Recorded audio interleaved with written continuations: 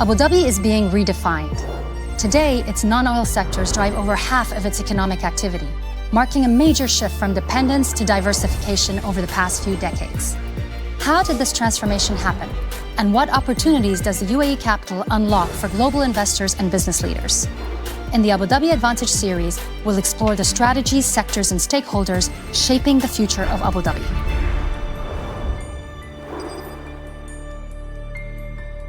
Welcome to the second episode of the Abu Dhabi Advantage series. Global startup funding hit $314 billion last year. And as competition for investment and talent intensifies, entrepreneurs around the world are looking for the right base from which to scale their businesses globally.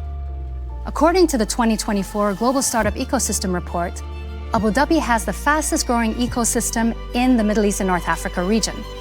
To understand why, I'm joined today by Ahmad Alwan, CEO of Hub71, Abu Dhabi's tech ecosystem enabler, and Dr. Khatija Ali, founder and CEO of BioSapien, a biotech startup that recently moved from New York to Abu Dhabi. So let's get into it.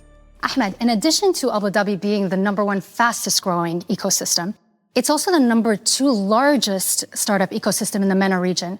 Why do you think that is? Abu Dhabi has great enablers across the board for any business to set up, to grow, whether it's the safety, security, livability that Abu Dhabi has on offer, the prowess of the sovereign wealth fund that exists here with more than $2 trillion of assets under management, the diversity of talent that exists, more than 200 nationalities represented, great university infrastructure, great social infrastructure in general, hospitals, you name it. It just has great macro enablers that would support any business to grow and scale out of Abu Dhabi. You overlay that with the connectivity, which is a popular one. 80% of the world is within an 8-hour flight from Abu Dhabi. So it's a real melting pot for different nationalities, ethnicities, businesses to come, live, grow, and play out of Abu Dhabi. And now if we look at Hub71. So Hub71 is, and I quote from the website, a global tech ecosystem championing startup growth from Abu Dhabi. So just a few stats. Since 2019, you've supported the growth of over 300 startups, I believe, that have generated over $1.1 billion in revenue and raised over $1.9 billion in funding.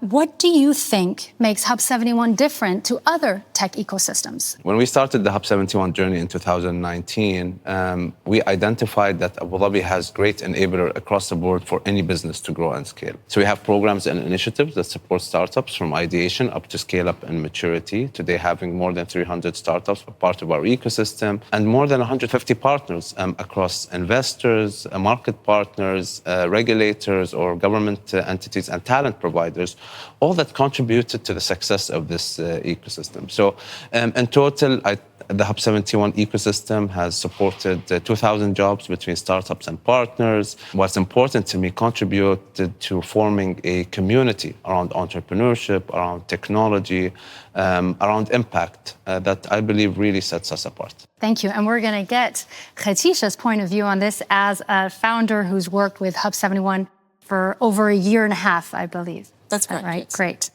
Dr. Khatija, everyone I know has had their life impacted by cancer in one way or another. I watched my father fight stage 4 colon cancer. I believe your dad had a similar fight. Can you tell me why you set BioSapien up and how it works? So the reason why I set up BioSapien was exactly that. There was a personal drive to want better. And essentially, that's what BioSapien is. We are a preclinical biotech company focused on innovating within the oncology and cancer space to make better, more effective treatments for patients.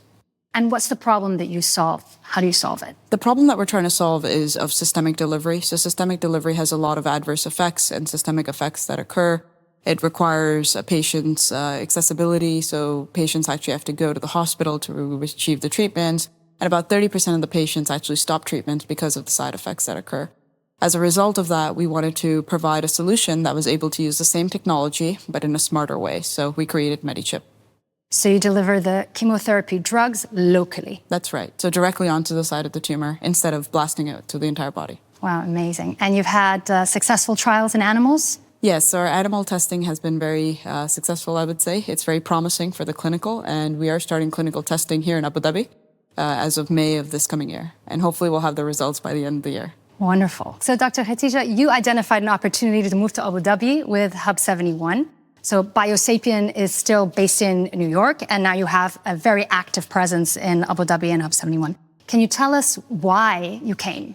The reason why we came to Abu Dhabi is the progressive regulatory landscape that's available for companies, primarily in biotech. So for example, Department of Health is actually on the same floor as the Abu Dhabi Hub71 offices. So if you're ever interested in a conversation, it's very easy to access. The other reason is actually that we have also responsive regulatory here. So for example, they have a concept of sandboxing, which they actually help you develop the regulatory plan and process for companies, especially in biotech.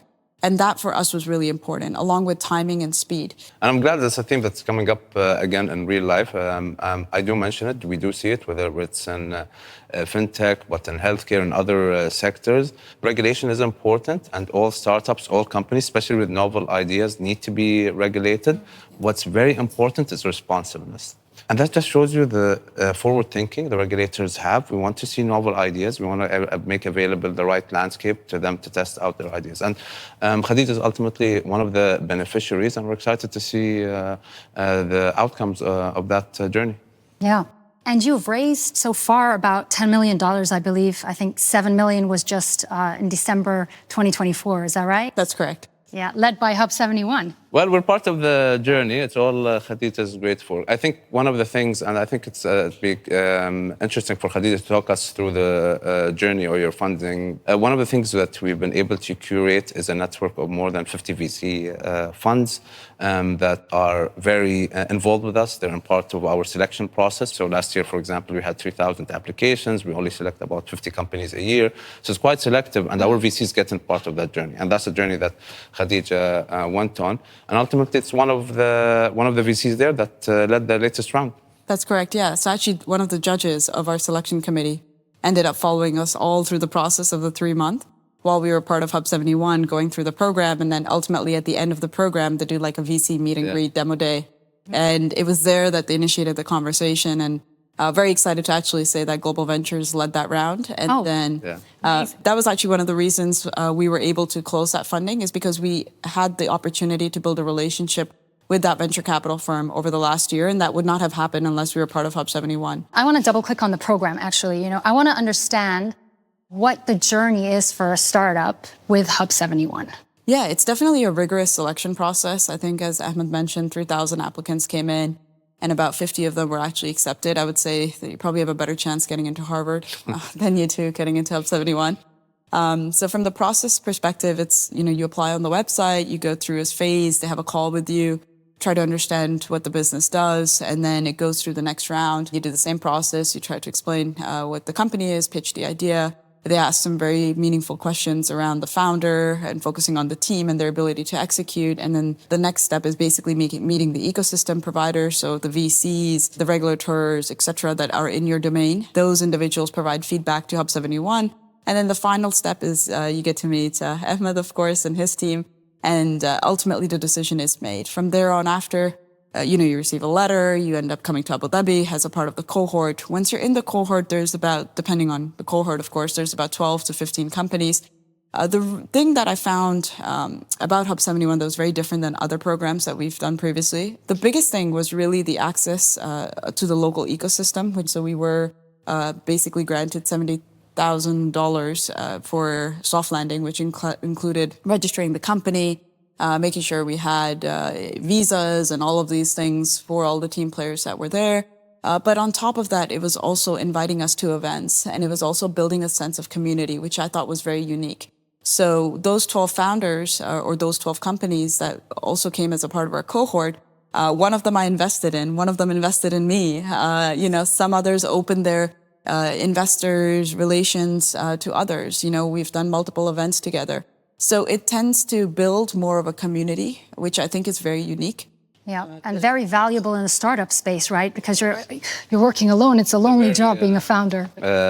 Being a founder is a very lonely job. Yep. It gets very lonely very quickly. When they come in with a shared mission, everyone is just there because they know they've had to relocate from different parts of the world. don't know what to expect fully, even though they get a sense that there's an opportunity in Abu Dhabi. So naturally, there's a bond that forms. And this is something we observe. It's not something we planned to do. We wanted to incentivize the best companies to come to, or startups to come to Abu Dhabi. But that just naturally happened because everyone went through the process. Everyone is now figuring out what to do. Everyone is leveraging each other. Yes, Hub71 does help them with facilitating introductions or the access, but it's actually how much the founders and the different partners contribute to each other. Yeah. So you build a community of the cohort, of the founders themselves, and you build this network. And what about the network outside of your cohort? Do you help your founders get mentors? Yeah. Making an introduction isn't going to usually get you to anywhere.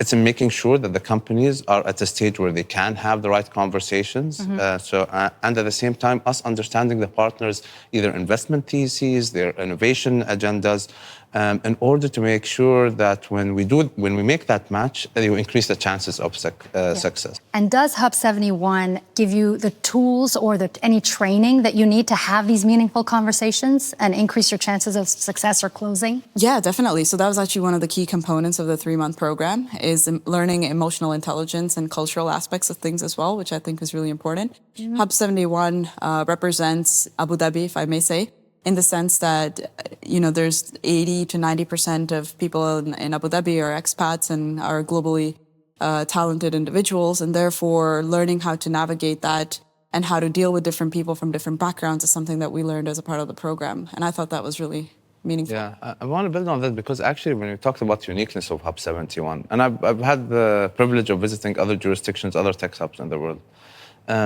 tech ecosystems tends to be very local. As in, you're developing solutions for the immediate market. Maybe there's a few out there that are thinking globally. And definitely Abu Dhabi is one of them. This is a place where, and when companies come to us and say, well, I want to access Abu Dhabi, it's like, you shouldn't come here only thinking about Abu Dhabi. You shouldn't come here only thinking about the UAE. You should be minimally thinking about the region and aspiring for the world. It is the best place. We're seeing now companies locate from different parts of the world into Abu Dhabi because they want to access the globe. Sure. And some of them are thankfully succeeding with that. Great. And maybe you can give us an example or two like that of companies like BioSapien that have been success stories at Hub71. Yeah, sure. And I always like to say I love all the founders that we have and the startups. One of them is called Archireef. What Archireef does is that they reconstruct coral reefs using 3D printing technology, helps with blue carbon capture. So ADQ, for example, invested in them.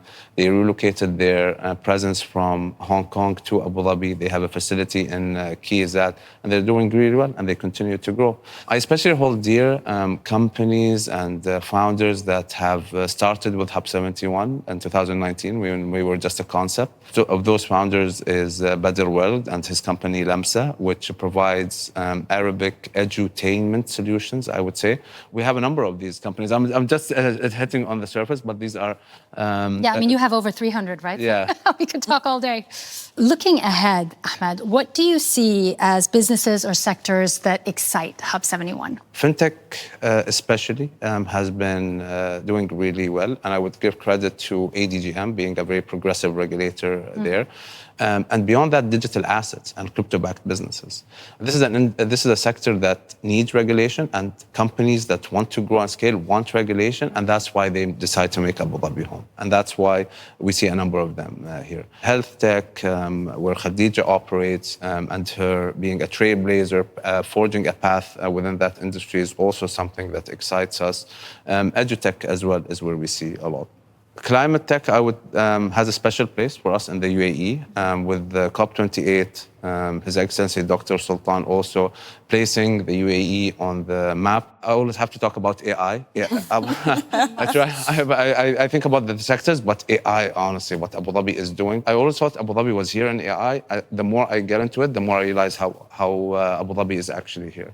The amount of infrastructure, research, spend, thinking, and value that Abu Dhabi has in AI that we are able to unlock today for our companies is phenomenal. And you're only going to see more, hopefully, in the next year or so. Actually, good segue to kind of think about what do you think is the future for BioSapien? What do you think, especially for Abu Dhabi? That's a great question. I think the future for BioSapien in Abu Dhabi is this is home for us, right? We're not leaving in that sense, right? We're here for good. And actually, some of my team members are coming to visit. And the goal is that they also relocate here as well while we hire local talent to grow the company from an R&D perspective as well as manufacturing. The plan for Series A, we're raising $30 million. So potentially some introductions would be nice. And then if I may be as bold to say, it would be great to have more health tech companies. So potentially help support that so that we could build an ecosystem around health tech specifically. Yeah, I think that's an important one. And for us, we are privileged because we get insights firsthand from great companies on the ground on what are the things that perhaps we want to bridge more, create a stronger value proposition around. Especially within healthcare and health tech, there are great entities that Abu Dhabi already has, whether, like you mentioned, the DOH, M42, a number of providers. And I think it's going to be a great journey for us to unlock more opportunities to support you, your peers out of Abu Dhabi. Ahmed, if you had one message to the world of entrepreneurs, what would it be? My favorite one, and actually, again, Khadija is an embodiment of that, is resilience. It is the most important facet of any founder of any company. Really proud of Khadija for actually making a bold step of deciding to, make Abu Dhabi home, explore the opportunities. Would be curious to know how has the experience been over the past 18 months? Abu Dhabi really is the capital of capital, not in the sense of just funding and money, but capital in the sense of that it's rich of many different experiences that as an individual I can have. So whether it comes to, for example, living, there's a lot of security and safety that's present and available. But the beautiful thing is that you also have access to the sea. So Abu Dhabi has, I think, 120 plus islands, which is incredible. So if you like diving, surfing, swimming, all of those activities that you find on the West Coast, I think also are available here in Abu Dhabi. So there's a really nice work-life balance. And even though there is an importance put to hustle and achieving goals, it's not at the forefront, whereas it is in other cultures. So I really enjoy it. Wonderful. What we've heard is that Abu Dhabi has a booming ecosystem that attracts global talent. What appeals most to startups like BioSapien is the city's livability, the progressive regulatory environment, and the community that enablers such as Hub71 are fostering to help these startups grow to the world. To echo my guests, see you soon.